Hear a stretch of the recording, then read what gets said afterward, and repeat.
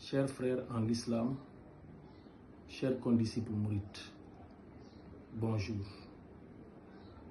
Après avoir rendu grâce à Allah subhanahu wa ta'ala et prié sur son envoyé, le prophète Mohammed sallallahu alayhi wa sallam, nous prions le Seigneur pour qu'il accorde longue vie assortie de bonne santé à Cheikh Muntaha al-Bachir, Khalif général des Mourides, afin qu'il termine tous ces chantiers qu'il a entamés dans une quiétude absolue en notre compagnie.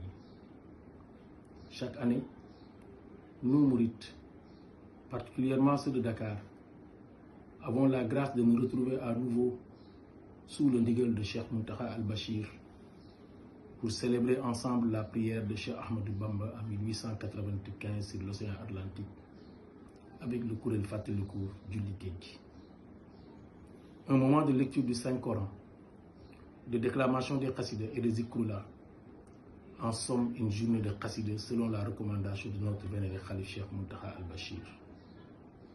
Nous invitons tous les musulmans, particulièrement les Mourides, à se joindre au Kuréel les 20 et 21 septembre 2025 du calendrier grégorien, coïncidant au 27e et 28e jour du mois Rabi al-Awwal Gamou 1447 de l'Hégire à la plage de Diamalaye, afin de vivre dans l'unité et la ferveur ce moment fort de la communauté mouride. La présence de tous les musulmans et les prières de ces musulmans sont une bénédiction pour tout le Sénégal.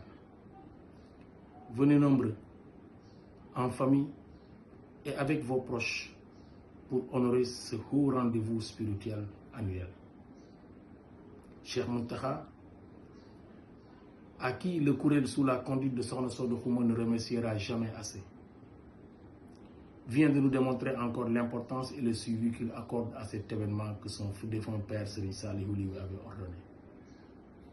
À ce titre, Serigne Muntaha, Khalif général des Mourides, suite aux nouvelles fonctions d'imam ratib de la grande mosquée de Touba, qui vient de confier à Serigne Fallou Abdou Khadre Mbacké, à qui le Kuréel souhaite plein succès, décide de nommer Serigne Fallou Chouaïbou pour diriger la prière de Takussan, symbolisant la prière du Cheikh sur l'océan.